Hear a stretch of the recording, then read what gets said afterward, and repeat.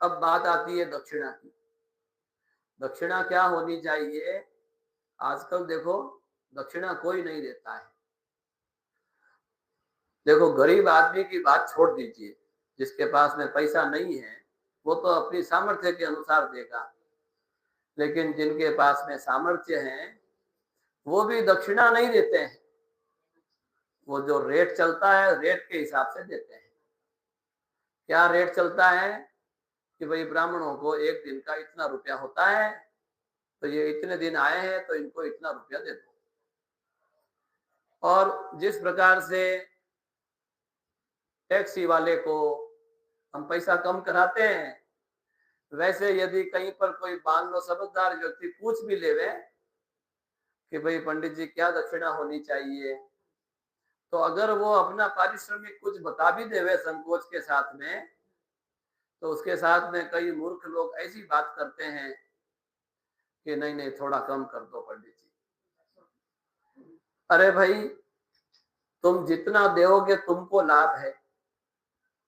अगर कोई समझे कि हमारे देने से पंडित जी का घर चलता है, तो ये तो उसकी सबसे बड़े अज्ञान की बात है। भागवत के चौथे स्कंद के अंदर पृथु महाराज कहते हैं, ये पृथु महाराज जो है ना, ये भगवान के अवतार हैं। मतलब भगवान ही कहते हैं, क्या कहते हैं? स्वमेव ब्राह्मणो भुंक्ते स्वं वस्ते स्वं ददाति च। ब्राह्मण स्वयं का खाता है, स्वयं के स्थान पर रहता है, और स्वं ददाति च, और स्वयं देता है सबको। स्वं वस्ते स्वं ददाति च। तस्यैवानुग्रहेणान्नं भुंजते क्षत्रियादयः। और उल्टा क्या कह रहे हैं पृथु महाराज, कि उस ब्राह्मण देवता की कृपा से ही अन्य क्षत्रिय वैश्य शूद्र इत्यादि जो अन्य वर्ण हैं वो सब अपना पेट भरते हैं। ये बात कौन कह रहे हैं? भगवान कह रहे हैं। पृथु महाराज कह रहे हैं कि ब्राह्मण किसी के आश्रित नहीं है। आज के इस भौतिक युग के अंदर यदि कहीं पर कोई किसी यजमान के भले के लिए अनुष्ठान किया जाता है और यजमान के मन में ये आ जावे कि थोड़ा कम कर दूं, अरे भाई, ये तो सीधी सीधी कहावत है कि हीरा में जी तो घी गाली के वो तो वो बढ़िया बाड़ी। ये तो बात है कि नहीं? हलवे में जितनी खांड डालोगे उतना वो मीठा होगा। तो ये जो ब्राह्मण को दिया जा रहा है उससे आपका कल्याण होगा। ब्राह्मण का तेल निकालने से, ब्राह्मण को मेहनत कराने से आपको क्या लाभ है बताओ? ब्राह्मण यदि आपके यहाँ पर सुबह से शाम तक जप कर रहा है, पाठ कर रहा है, होम कर रहा है, तो वो उसको जब आप बढ़िया से दान मान से संतुष्ट करेंगे, तभी उसका पूर्ण फल आपको मिलेगा। नहीं तो उसका पूर्ण फल आपको मिलने वाला नहीं है।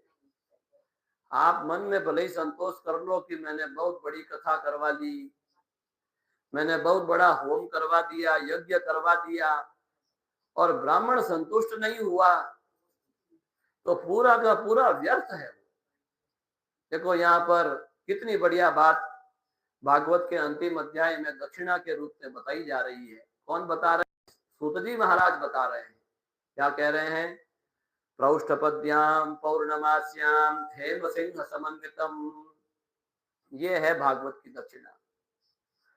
सोने के सिंहासन के ऊपर ये जो श्रीमद् भागवत महापुराण है, सोने के सिंहासन पर विराजमान करके दो जो पाठ करने वाले को व्यास जी को देता है, सयाति परमाम गतिम, वो परम गति को प्राप्त होता है।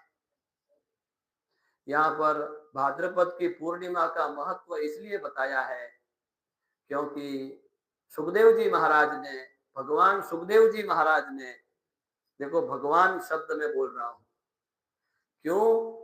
क्योंकि तत्रा भवत भगवान व्यास पुत्र, भगवान बादरायणी। सूत जी महाराज जब जब सुखदेव जी महाराज के लिए कुछ वचन बोलते हैं तो उसके पहले विशेषण लगाते हैं भगवान। तो ये साक्षात भगवान ही तो है सुखदेव जी, जिन्होंने परीक्षित के कल्याण के लिए श्रीमद् भागवत सुनाई।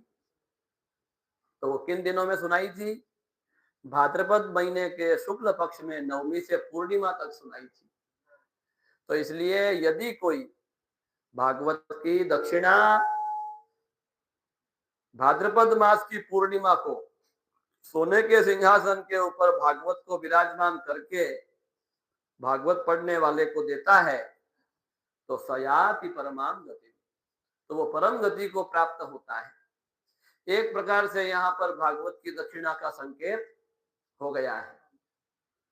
और महात्म्य के अंदर भी आया है, सप्तौ फलत्रयमितम स्वर्ण सिंहम विधाय च। यदि सामर्थ्य हो तो 3 तोले सोने का स्वर्ण का सिंहासन बना करके उसके ऊपर भागवत विराजमान करके पाठ करने वाले पंडित जी को दक्षिणा देनी चाहिए। अब देखिए, जो गरीब आदमी है उसकी बात छोड़ देते हैं, वो तो कहां से लाएंगे। लेकिन मैं आपको बताता हूं कि बड़े से बड़े समर्थ व्यक्ति जो ऐसा कर सकते हैं वो भी ऐसा नहीं करते हैं।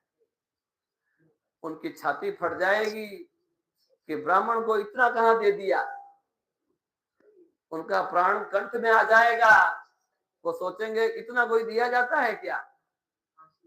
अरे यहाँ पर विधान दिया है, और सामर्थ्य होते हुए भी यदि ब्राह्मण को ऐसी दक्षिणा नहीं दी जाती है, दक्षिणा कोई निश्चित नहीं होती है, दक्षिणा श्रद्धा और सामर्थ्य के अनुसार होती है। 1 रुपया भी दक्षिणा हो सकती है और करोड़ों रुपया भी कम पड़ सकता है दक्षिणा के अंदर। ये ऐसी बात है। तो ये दक्षिणा के विषय के अंदर सभी लोग ब्राह्मणों को लक्ष्य में करके बड़ी बड़ी बातें बोलते हैं, तो अपना कल्याण नहीं करते हैं, अपना अपकार ही करते हैं। और जिस प्रकार से जितना बीज आप जितनी जमीन में बोओगे उतना धान वापिस आएगा, वैसे ही ब्राह्मण को दिया हुआ निष्फल नहीं जाता है।